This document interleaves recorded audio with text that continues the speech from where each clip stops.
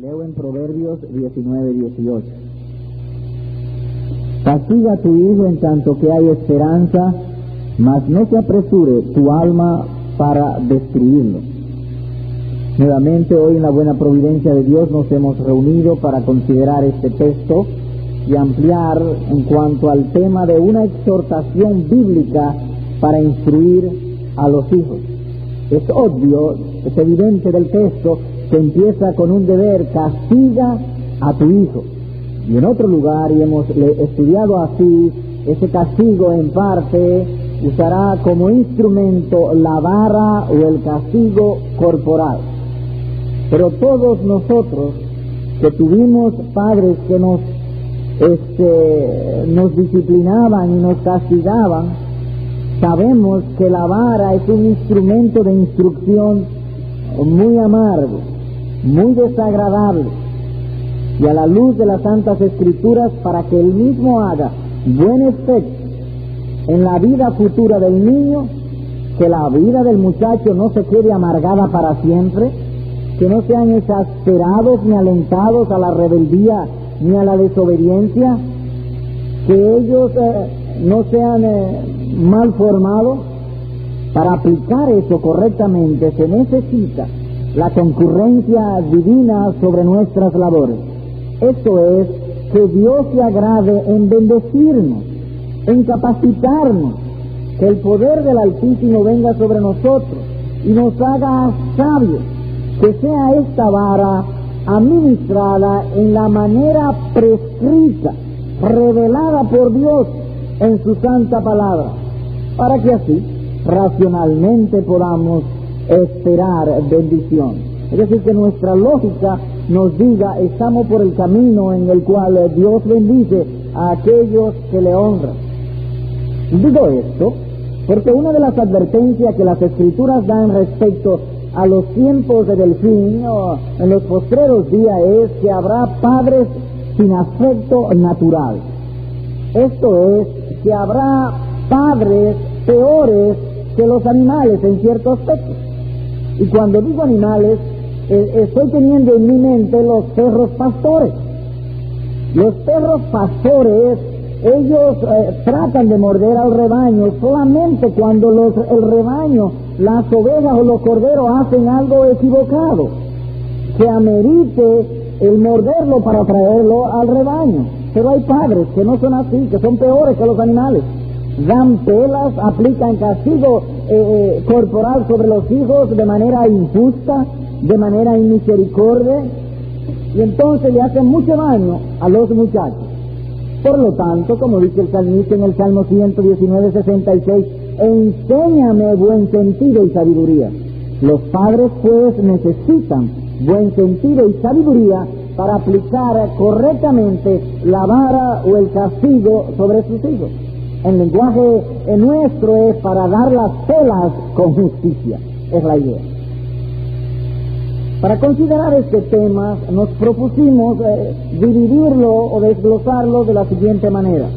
Uno, explicando el texto clave o Proverbio 19:18. El segundo es el deber que tienen los padres de proveer a sus hijos una instrucción que honre a Dios, y ahí estamos trabajando. Luego veremos un tercer punto, que es la moderación que se requiere para esta labor tan dificultosa, tan compleja. Sobre nuestro segundo punto vimos primero un encabezado general. El texto dice: castiga a tu hijo. Por lo tanto, entendemos, derivando, infiriendo del versículo, que debemos conocer quién nos manda hacerlo. Esto es, conocer a Dios. Y en esto, para conocer a Dios e instruirlo o pasar ese conocimiento a nuestros hijos, se dieron 5 direcciones de carácter general. 1, la oración de fe. 2, la lectura de las Escrituras. 3, la práctica de lo conocido. 4, el temor a Dios. Y 5, evitar los enemigos más fuertes de la sabiduría, a saber, el orgullo y las pasiones desordenadas. Después de eso entramos en los particulares del desempeño de esta labor paternal. Esto es, que en la crianza de nuestros hijos habrá tres principios de carácter general que en una u otra manera siempre deben estar presentes. Esos tres principios de carácter general son reglas claras, corregir al muchacho y añadir instrucción al castigo. Reglas claras, que los papás den reglas claras a sus hijos para que luego estén en condiciones de medir la obediencia o desobediencia en base a las reglas claras preestablecidas o preinstruidas. Luego, en la crianza de los padres sobre los hijos, el castigo corporal no debe faltar. La sentencia divina lo explica o lo dice muy claramente. La vara y la corrección dan sabiduría. Una buena combinación de ambas cosas es lo que puede hacernos para que nuestros hijos sean hombres sabios. Y luego añadir instrucción a ese castigo. Hoy empezaremos de los particulares. Hemos hablado mucho en carácter general, hoy empezaremos con los particulares. El primer particular es este: que los padres instruyan a sus hijos a toda buena obra, enseñándoles a respetar las reglas de la moral y de las buenas costumbres. Repito, que los padres instruyan a sus hijos a toda buena obra, enseñándoles a respetar las reglas de la moral y buenas costumbres. Las reglas se enseñan por lo general de dos maneras: por hechos o por preceptos. Cuando un papá le dice a su bebé, pau, pau, porque el niño se ha acercado la mano a un objeto que puede romperlo y que puede hacerle daño al mismo niño o que vaya en perjuicio de la familia, él no le está hablando de modo que entiende el muchacho, sino que por los hechos está indicándole reglas. Y una de las reglas es: hay cosas que se rompen. Eso es lo que está tratando de decirle al niño: hay cosas que se rompen y que cuesta mucho tenerlas, y que si tú las rompes, además es perjuicio tuyo, puede ser perjuicio tuyo y también de nosotros. Los mismos niños, cuando nacen, los padres se ponen de acuerdo con los médicos, las reglas de alimentación y de sueño, y eso se hace por medio de los hechos, porque ellos no están en condiciones de prestar atención y de procesar las instrucciones verbales y aplicarlas adecuadamente. No tienen capacidad formada todavía para ello. Ahora bien, debe decirse que los niños, tan pronto nacen, están prestos para ser enseñados, aunque no gustosos de ser gobernados. Están preparados para recibir instrucciones de alguna manera, aunque no gustosos de ser gobernados.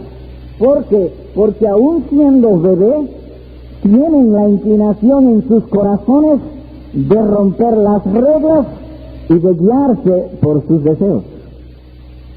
Hay ocasiones en que los niños quisieran la leche fuera de horario, y no siempre es porque tengan hambre.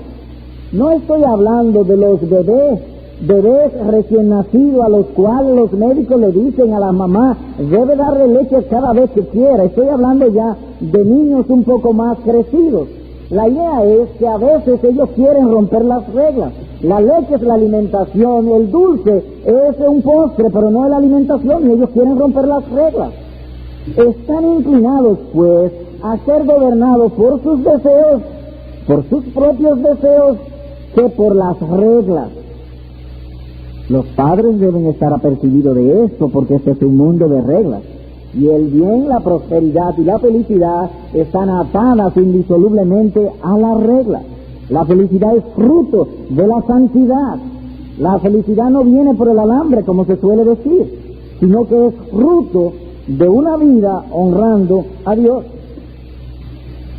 Los padres entonces deben tener cuidado de no enseñar a sus hijos a guiarse por sus deseos.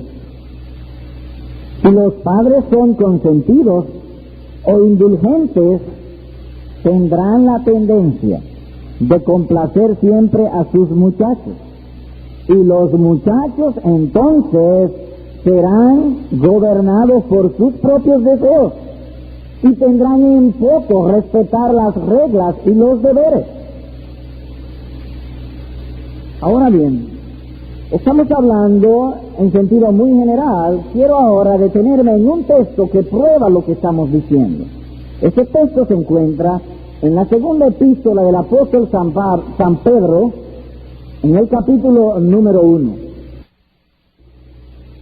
De lo negativo y adverso que es dejar que los niños no aprendan regla y se guíen por sus propios deseos.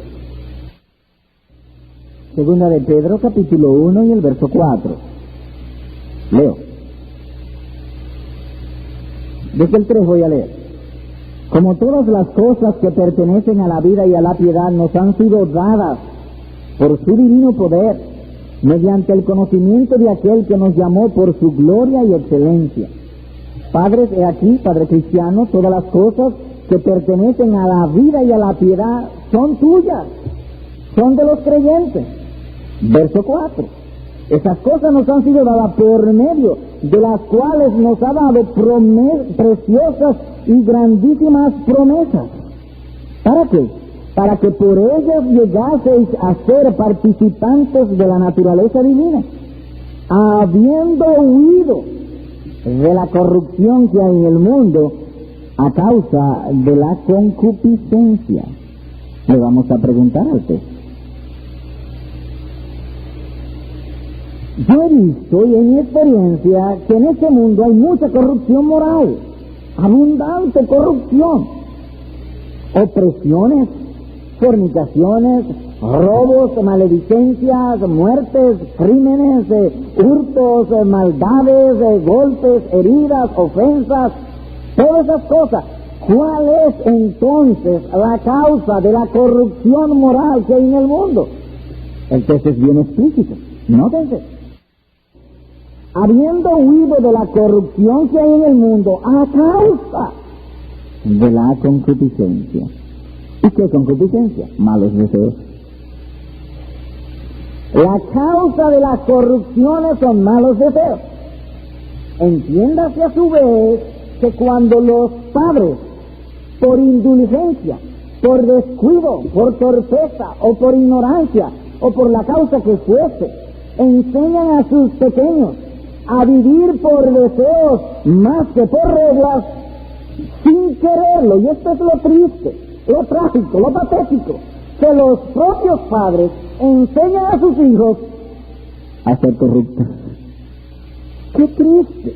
¡Qué trágico! Enseñan a aquellos a quienes aman a ser corruptos por complacerlos en sus deseos y despreciar las reglas. Como alguien decía, la ignorancia de la palabra de Dios es madre de destrucción y de ruina. Es el respeto a las reglas divinas lo que traerá paz y tranquilidad en el hogar y en el corazón del muchacho. Esto es, que hay padres que pueden pasar su vida levantándose temprano, acostándose tarde, trabajando con diligencia, entusiasmo, industriosidad, preparándose un retiro, y resulta que por ignorancia en ellos, en otros por mala voluntad o desidia, los hijos le van a robar todo el castillo de paz y alegría y tranquilidad que habían construido para su vida futura. Dirá alguien, ¿y habrá hijos tan malos? Antes de responderte, vayamos a Proverbios 29, verso 17. Leo.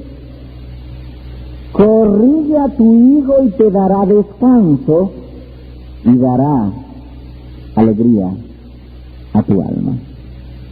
Pero en sentido negativo es que los hijos pueden convertirse por falta de corrección en los padres, por no aplicar la vara y la instrucción, combinarla con sabiduría. Por falta de corrección, como dice aquí, los hijos pueden convertirse en ladrones del descanso y de la alegría que con tanto esfuerzo, que con tanto dolor, que con tanto trabajo construyeron a los padres. Es trágico y triste, según nos dice aquí el texto.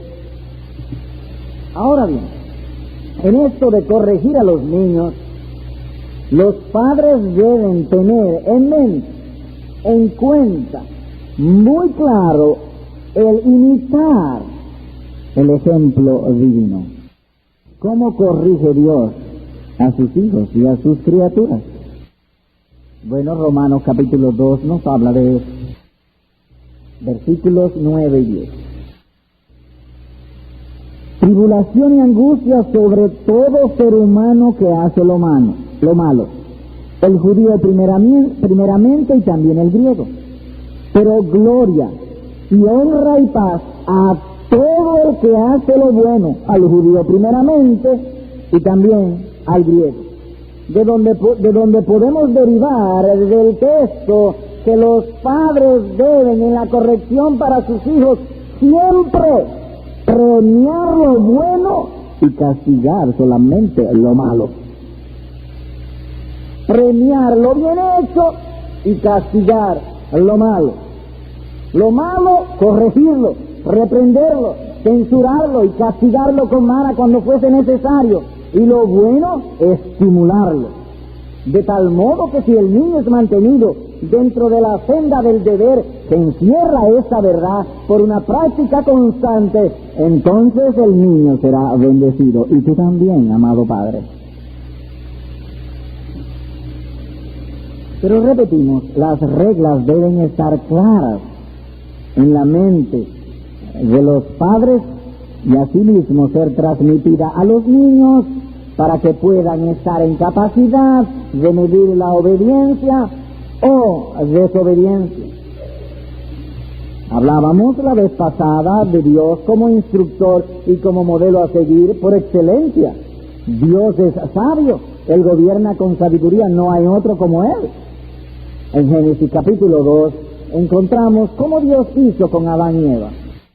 Génesis 2, versículos 16 al 17, un texto bien conocido. Después leeremos el versículo 11 del capítulo 3 y los versículos 17 al 19 del mismo capítulo 3. Leo. Y mandó Jehová Dios al hombre diciendo, le habló claramente, le dijo, de todo árbol del huerto podrás comer, mas del árbol de la ciencia del bien y del mal no comerás, porque el día que de él comieres ciertamente morirás. Claramente le dijo lo que podía hacer y claramente también le dijo de lo que no debía hacer. Fue claro con él. Pero el hombre pecó, el hombre desobedeció. Dios desciende a buscarle para castigarle. Veamos pues qué procedimiento usa el Señor para hacer esta obra de castigar a Adán y Eva por su transgresión. Versículo 11, capítulo 3. Mas Jehová Dios llamó al hombre y le dijo, ¿dónde estás tú?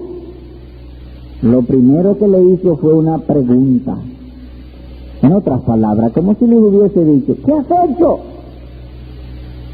O que los hijos tienen el derecho dado por el Creador de explicación o apelación. Que en un dado momento los hijos violan algo, entendemos que violan algo, y entonces hay que bajar a preguntarle, ¿qué pasó? Dios le hace la pregunta a Adán no para Dios estar informado, de ningún modo. Dios no necesita información. Las Escrituras están como ejemplo, para instrucción a nosotros, para que aprendamos. ¿Dónde estás tú? Tú estabas antes abiertamente delante de mí, no te escondí, ahora te has escondido. ¿Qué pasó? Le hice una pregunta, de donde derivamos el derecho de explicación o de dar una explicación o de apelar que tienen los muchachos o los hijos. Después que se estableció el asunto y que Adán confesó su falta, quedó convicto de su falta, porque Dios le preguntó: ¿y qué hiciste? En otras palabras, Adán dijo: he desobedecido. ¿Por qué? Es decir, que quedó convicto de que él era culpable. Luego de eso, entonces le explicó el castigo. Versículo 17. Al hombre dijo, Dios hablándole: por cuanto obedeciste a la voz de tu mujer y comiste del árbol que te mandé diciendo: no comerás de él, maldita será la tierra por tu causa, con dolor comerás de ella todos los días de tu vida. Espinos y cardos te producirás y comerás plantas del campo. Con el sudor de tu rostro comerás el pan hasta que vuelvas a la tierra, porque de ella fuiste tomado, pues polvo eres y al polvo volverás. ¿Ven ustedes? Hubo allí reglas claras. Hubo allí también castigo, pero antes del castigo hubo la debida instrucción, y que el muchacho quede convicto: sí, soy culpable. Soy culpable. Fíjese, una pregunta: ¿cómo se aplica esto en la vida práctica de nosotros como padres? La esencia es disciplinar al muchacho. Esa es la esencia del asunto. Para aplicar es esencialmente disciplina. Ahora bien, hay dos tipos de disciplina: la normativa y la correctiva. La normativa es la instrucción diaria en el hogar por medio de la palabra de Dios. No es que tengamos la Biblia siempre en las manos, no es esa la idea. La idea es que sepamos lo que es bueno y que es malo, y así mismo lo enseñemos a nuestros hijos. Que esté por lo menos en nuestros corazones. Esa es la normativa, para producir en ello una norma de vida, para formarlos con un buen carácter, que sean hombres sabios, hombres de bien, que si por lo menos no vienen al conocimiento de la verdad para que sean salvos, sean buenos ciudadanos, hombres de bien, y que el pecado sea frenado sobre la tierra. Pero hay también la correctiva. La correctiva es corregir los desvíos de las reglas. Es corregir los desvíos que ellos hagan de las reglas. Esos desvíos, por lo general, tienen tres causas a saber. Cuando decimos a saber, hasta donde podamos entender: ignorancia, que puede incluir falta de comprensión, que no entendieron bien; torpeza, es decir, el muchacho puede tener una mente con cierto grado de torpeza, como me recordaba un hermano esta semana y que debemos repetir a menudo: hermanos, hay gente que son superiores a nosotros en este mundo, que son más buen mozo que uno, que tienen más dinero que uno, que son más inteligentes que uno, que son superiores a nosotros en todo, pero hay también otros que no lo son tanto. Entonces hay algunos que somos torpes, otros son más sabios. A veces la torpeza es causa de desvío. Entonces puede ser ignorancia, falta de comprensión, puede ser torpeza en el muchacho, y puede ser también mala voluntad o rebeldía, cualquiera de las tres. O voluntaria, que es una desobediencia voluntaria.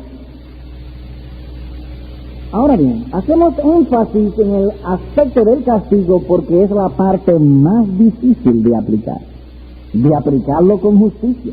El castigo requiere moderación, pero la moderación es un asunto muy difícil de cultivar. Una cosa tan sencilla y que hacemos tan a menudo como el hablar y el comer. Nuestras vidas constantemente se están diciendo: y nuestros hechos que nos falta mucha moderación. Y eso lo hacemos constantemente. ¿Cuánto más moderación se requerirá para aplicar una vara con amor y justicia, con pureza y con misericordia a nuestros hijos? Ahora bien, en esto de la vara, daremos ahora o entraremos a considerar direcciones de precaución o moderación. Y aquí estaremos siguiendo muy de cerca al ministro escocés Ralph Waldo sobre direcciones generales para aplicar a la vara. Lo primero es que la vara debe ser el último recurso a ser empleado. Ahora, cuando decimos que la vara debe ser el último recurso a ser empleado, no estamos diciendo que no se use la vara. No, de ninguna manera. Estaríamos entonces contradiciendo el precepto divino. Lo que queremos decir es que la vara, por lo general, tendrá mucho uso en los primeros 2 a 3 años del niño. Pero si la hemos aplicado correctamente, la aplicación de la vara, luego de eso será más escasa, más distanciada. Eso es, que tan pronto los niños hayan entendido el propósito de la vara y se haya formado en ello el hábito de estar sujetos en obediencia, entonces es ahí donde decimos que la vara debe ser el último recurso a emplear.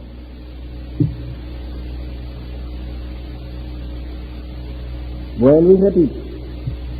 Cuando el muchacho haya entendido el propósito de la vara, el propósito del castigo corporal, y se haya formado en él, en algún grado apreciable y aceptable, el estar sujeto en obediencia, en tales casos, la vara será el último recurso a emplear. Esto es, que si el muchacho ha cometido un desvío, y usted logra ganar el corazón del muchacho, y las lágrimas tiernas y sinceras que ruedan por sus mejillas, es posible que no se necesite vara y que el uso de la vara sería más bien una crueldad que un instrumento de corrección. Eso es lo que estamos queriendo decir. Hay veces en que no es necesaria a la vara, cuando se ha logrado el objetivo. Veamos un ejemplo escritural. Evangelio según San Lucas, capítulo 22, versículos 61 y 62. Es el 59, voy a leer. Como una hora después, otro afirmaba diciendo, verdaderamente también este estaba con él, porque es Galileo. Estaban en la casa del sumo sacerdote, en el patio. Una criada viene y le dice a Pedro, este es de ellos. Este andaba con Jesús de Nazaret, este es de ellos, y Pedro lo negó. Y en otro lugar dice que juró y maldijo, yo no conozco a ese hombre, a Jesús, yo no sé quién es ese. Así dijo Pedro, y lo negó. Verso 61. Entonces, es decir, en aquel momento, entonces, vuelto el Señor miró a Pedro. Pedro se acordó de la palabra del Señor que le había dicho, antes que el gallo cante me negará 3 veces. Y Pedro, saliendo fuera, lloró amargamente. Preguntamos, ¿era Pedro digno de ser reprendido y censurado ásperamente, agudamente? Seguro que sí. Pero el Señor le dio. Pedro lloró. Pedro se arrepintió, lloró amargamente, las lágrimas corrían por sus mejillas. Después de resucitar, el Señor Jesucristo llamó a Pedro y lo hizo jefe de la iglesia.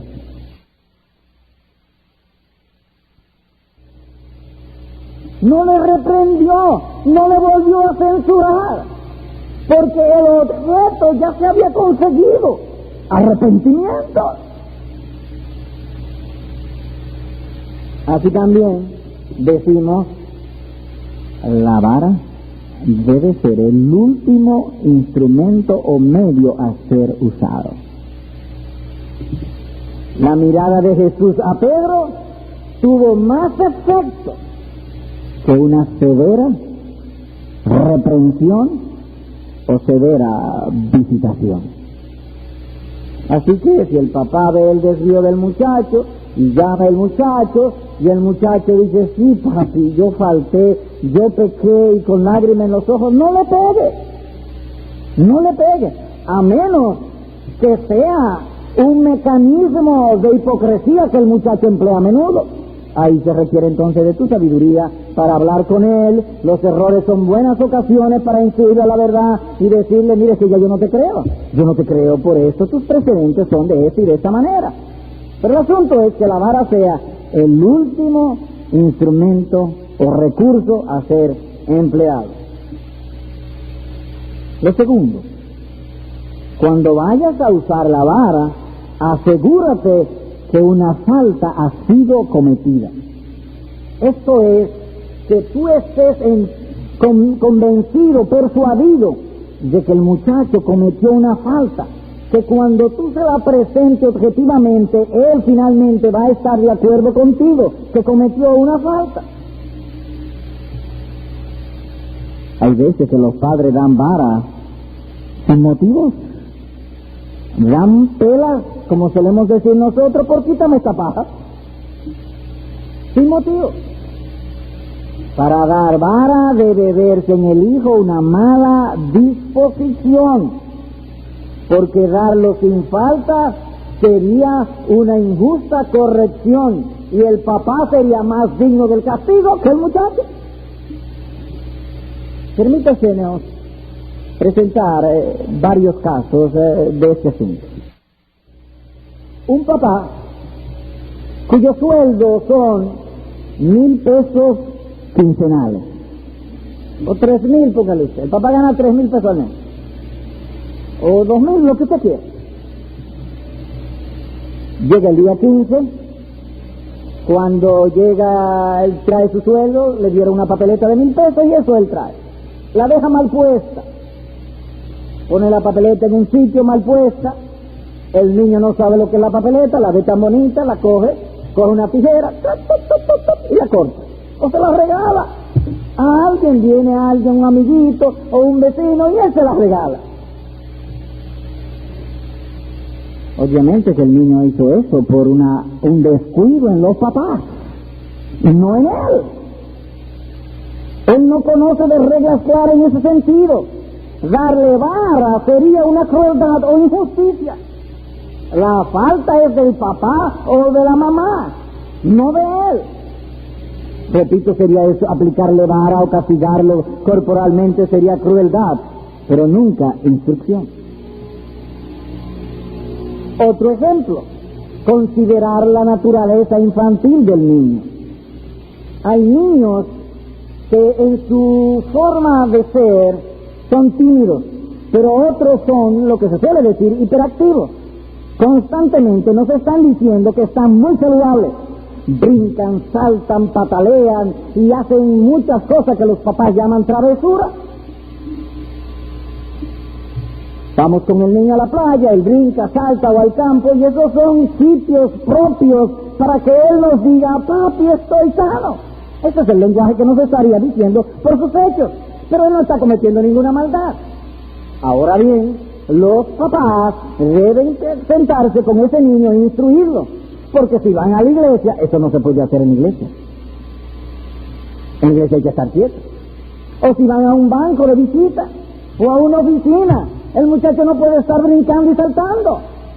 Si el muchacho, después de ser advertido: mira, en el campo tú puedes saltar todo lo que tú quieras, en la playa, pero aquí no puedes hacerlo, no puedes hacerlo.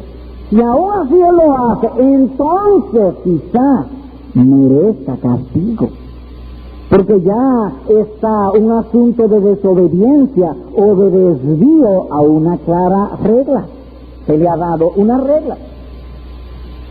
El castigo corporal entonces debe ser aplicado cuando la autoridad sea violada o el deber es despreciado. que estemos conscientes de que hay una culpa. Otro aspecto. Hay ocasiones en que los hijos tienen buena intención para hacer algo bueno, pero los resultados son malos. La ocasión sería muy buena para instruirlo, pero no para castigarlo. Ejemplo. El carro del papá está defectuoso. Él decide, el sábado en la mañana o el sábado en la tarde, tratar de repararlo. Y se pone a bregar con su carro, a arreglar la parte que está defectuosa. Entonces se llena de grasa. Al cabo del rato, él viene el niño y lo ve con esa cara de cansado, sudado, como agotado. El niño sale corriendo y abre la nevera. Sabe que su papá necesita algo refrescante. Toma la jarra de vidrio, toma un vaso, le echa el refresco y cuando se lo va a llevar, se rompe, tropieza y se cae. Jamás debemos castigar al niño, porque el niño tiene buena intención. Sería educar en la conciencia de manera incorrecta. El niño ha tenido buena intención. Ahora no podemos pasar por alto el error. Los errores son buenas ocasiones para instruirlos. Entonces nos sentamos con él y le explicamos, pero nunca castigarlo. Mira cómo dice Proverbios capítulo 3, versículo 24. Leo. Con el que detiene el castigo a su hijo aborrece, mas el que lo ama desde temprano lo corrige. La segunda parte del texto, en la versión Reina Valera actualizada, dice de la siguiente manera: el que ama a su hijo se esmera, se esfuerza en instruirlo o en corregirlo correctamente. Desde temprano, él es esmerado, él es diligente en hacerlo bien. Así que el segundo particular en esto de aplicar la vara es que podamos objetivamente establecer una falta o culpa. Lo tercero, asegúrate que haya proporción entre la falta y la corrección o castigo. Esa es una parte bien difícil. Que haya una debida proporción entre la falta y la corrección o castigo. Todo castigo o vara sin merecerlo es castigo al inocente. Aprendamos eso. Todo castigo, toda pela, como solemos decir nosotros, todo castigo corporal, toda vara sobre el muchacho, sin el muchacho merecerlo, es castigo injusto al inocente. Surge aquí una pregunta: ¿cómo establecer el grado del castigo? Para establecer el grado del castigo, lo primero es tener en mente cuál es el propósito del castigo. Nosotros empleamos lo que llamamos la lija o el papel abrasivo con el fin de pulir la madera. Ese es el propósito. De modo que los ebanistas y los artesanos toman un trozo de madera, comienzan a aplicarle la escorfina, luego el papel de lija o abrasivo para pulirlo. Después que está pulido, ya ahí terminó el trabajo. Entonces, cuando vayamos a aplicar vara o castigo para medir la proporción, si hemos llegado ya al punto suficiente, debemos saber cuál es el objeto. Así como el objeto del papel de lija es pulir, el objeto de la vara es el siguiente: producir una propia impresión en el corazón del niño por causa de que hizo lo mal hecho. Traerlo a una humilde sumisión y conseguir de él una promesa sincera de mejorar. Por lo tanto, el grado del castigo será el menor castigo posible, con lo cual se obtenga el efecto buscado. El menor castigo posible, con lo cual podamos impresionar al muchacho, encontrarlo, producir en él una humilde sumisión y una promesa de mejorar. Cuando el Señor vio a Pedro dice que Pedro lloró amargamente, se arrepintió. Y el arrepentimiento no es otra cosa que eso, abandonar el mal para hacer el bien. Veamos cómo Dios trató a David. Segunda de Samuel 24, versículos 10, 13, 14, 17 y 25. Leo. Después que David hubo censado al pueblo, le pesó en su corazón, dice el texto. Pues su corazón le golpeaba, dice otra versión. Él hizo lo que no debió haber hecho. Y en su corazón le pesó, le golpeaba. Usted ha visto cuando nosotros hacemos algo que el corazón nos amarga la vida, nos golpea. Así pasó con David. Y dijo David a Jehová: yo he pecado gravemente por haber hecho esto. Mas ahora, oh Jehová, te ruego que quites el pecado de tu siervo, porque yo he hecho muy neciamente. Verso 13. Vino pues Gad el profeta a David y se lo hizo saber y le dijo: ¿quieres que te vengan 7 años de hambre en tu tierra? ¿O que huyas 3 meses delante de tus enemigos y que ellos te persigan? ¿O que 3 días haya peste en tu tierra? Piensa ahora y mira, ¿qué responderé al que me ha enviado? Verso 14. Entonces David dijo a Gad: en grande angustia estoy. Caigamos ahora en mano de Jehová, porque sus misericordias son muchas, mas no caiga yo en mano de hombres. Verso 17. Y David dijo a Jehová cuando vio al ángel que destruía el pueblo: yo pequé, yo hice la maldad. ¿Qué hicieron estas ovejas? Te ruego que tu mano se vuelva contra mí y contra la casa de mi padre. Y luego dice que Gad vino a David y le dijo lo que había que hacer, porque Dios había visto que ya David había respondido y se había conseguido lo que tenía que haber en él al infligirle el castigo. Versículo 25. Y edificó allí David un altar a Jehová y sacrificó holocaustos y ofrendas de paz, y Jehová oyó las súplicas de la tierra y cesó la plaga en Israel. El castigo terminó.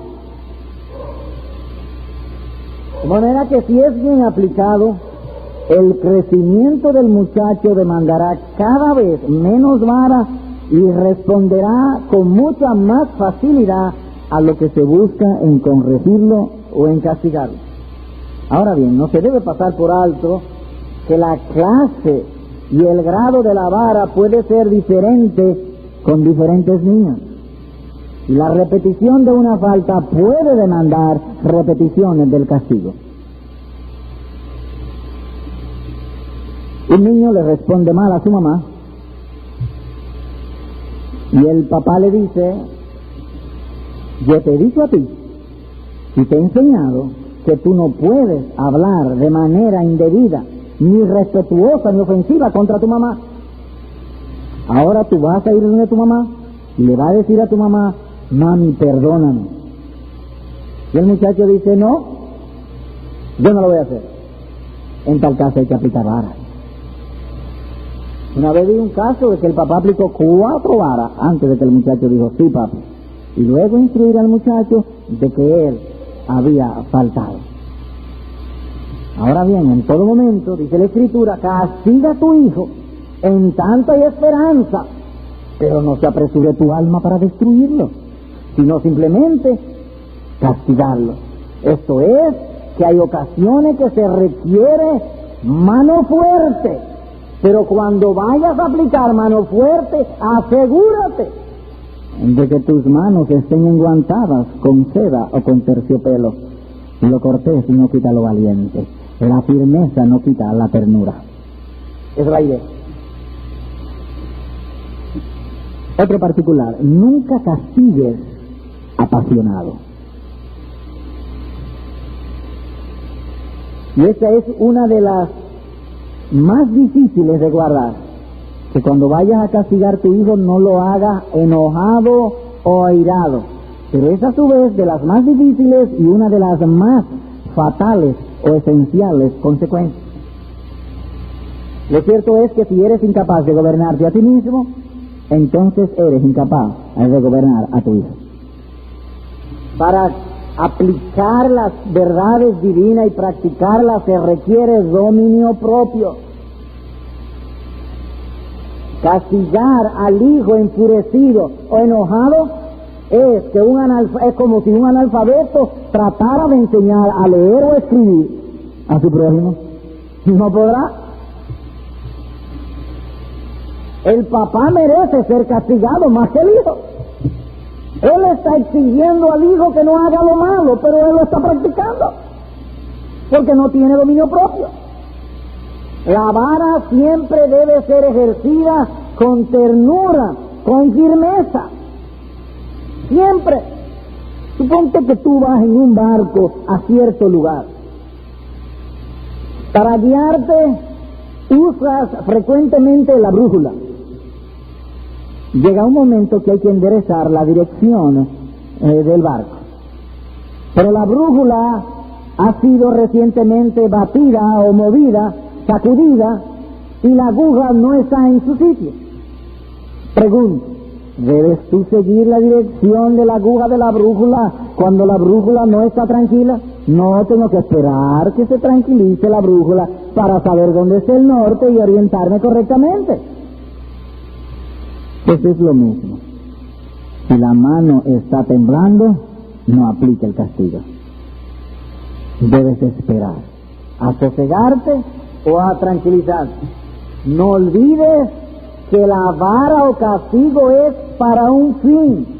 El fin es la convicción, el arrepentimiento y la recuperación del ofensor, traerlo a lo bueno y correcto, hacerlo todo según el ejemplo de Dios. Proverbios 3 nos habla de eso. Versículos 11 y 12. Leo. No menosprecies, hijo mío, el castigo de Jehová, ni te fatigues de su corrección. Porque Jehová al que ama castiga, como el padre al hijo a quien quiere. Dice aquí que la razón por la cual los padres deben aplicar la vara o el castigo corporal sobre sus hijos es causado por el amor. No pensé, porque Jehová al que ama castiga. Las Escrituras no hablan de padres sin afecto natural, pero un padre con afecto natural será sensible. Esto es, que cuando él vaya a castigar a su hijo, por lo general se va a levantar una lucha en su corazón. Él se va a debatir entre sus sentimientos y el deber. A veces no sabe qué hacer. Ahora, nosotros aprendemos de las Escrituras que cuando un debate de esa naturaleza se da en nosotros, es decir, que no sabemos entre los sentimientos y el deber, Dios nos está humillando. Hemos caído en dudas. Y los tiempos de humillación son tiempos de oración. Orar y buscar en Dios la tranquilidad, la paz y la quietud, y luego aplicar el castigo. Otro particular. El castigo debe estar siempre precedido o acompañado de convencer al ofensor de su falta. No puede ser una vara muda. No puede ser un castigo corporal desnudo. Debemos enseñar al muchacho con seriedad y con cariño. Lo cortés no quita lo valiente. Él debe saber la razón por lo cual usted lo castiga. Porque si esta parte del castigo es omitida, entonces usted está castigando de manera incorrecta por lo incompleto del proceso. Un médico puede hacer una operación en un paciente y extraerle un tumor canceroso, maligno, de manera exitosa. Pero si él no cierra la herida, es un mal cirujano. ¿Ustedes se imaginan un cirujano que no cierre la herida? Aunque la operación haya sido la mejor que se haya hecho sobre esta tierra, si la herida no es cerrada, es un mal médico, insensible. Entonces lo que cierra la herida cuando castigamos vara sobre nuestros hijos es la instrucción. Eso es lo que cierra la herida. Hemos sacado el tumor, hemos sacado el quiste, hemos sacado el tejido dañino, la corrupción moral. Ahora hay que cerrar la herida para que la operación esté completa. La instrucción de vida. Veamos un ejemplo. Proverbios capítulo 12. Antes de leer el texto, voy a explicar en qué situación aplicarlo. Resulta que un niño ha mentido, cosa que a veces sucede con frecuencia en los niños, y en algunos grandes que siguen siendo niños. Miente. Él es tomado en su falta, es convicto, él ha visto su culpa. ¿Cómo cerrar la herida? Entonces le llevamos a Proverbios 13:22. Hijo mío, he aquí lo que Dios dice: los labios mentirosos son abominación a Dios, son aborrecibles, son detestables delante de Dios.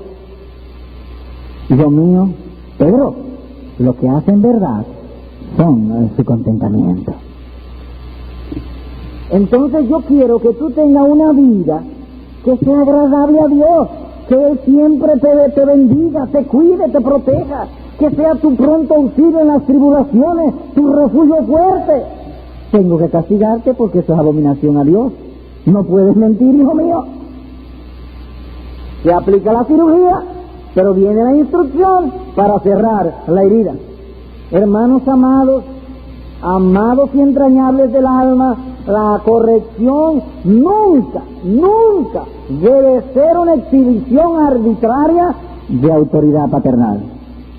Esa no es la manera de mostrar, de manifestar, enseñar o establecer la autoridad de los padres. No es eso. Nosotros corregimos por amor. Y empezamos temprano antes de que se formen los malos hábitos.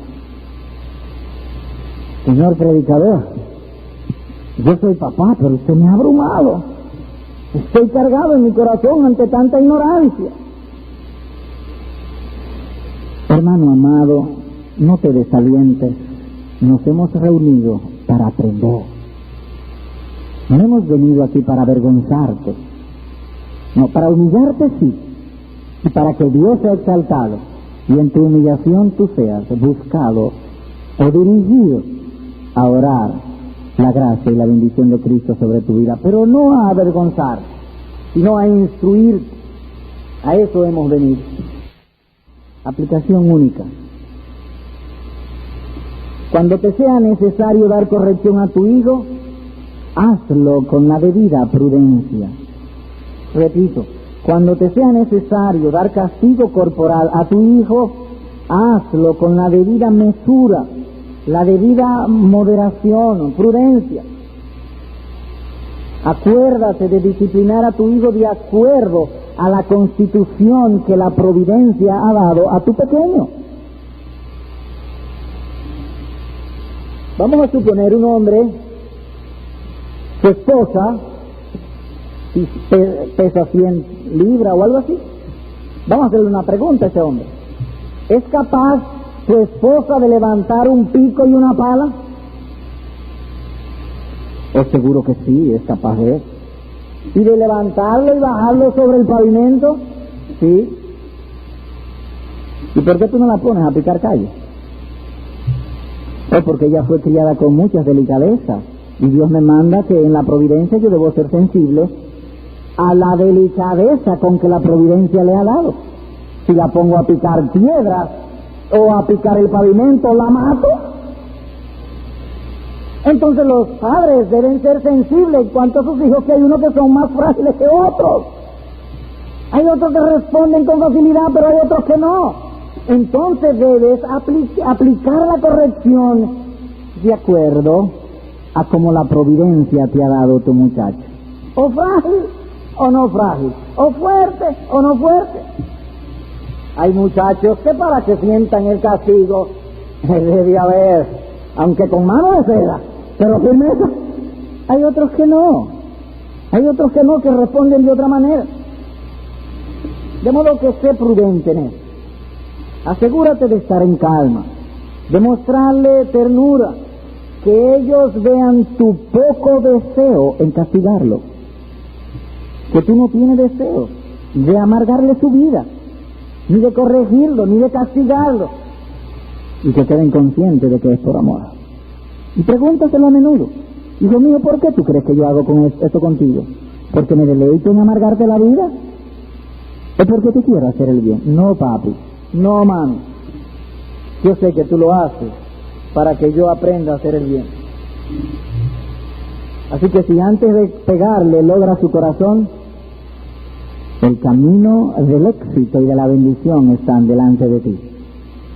Ruega pues a Dios que bendiga tus buenos esfuerzos. Castiga a tu hijo mientras hay esperanza, pero padres amados y entrañables hermanos y amigos, no se apresure tu alma para destruirlo. Amén.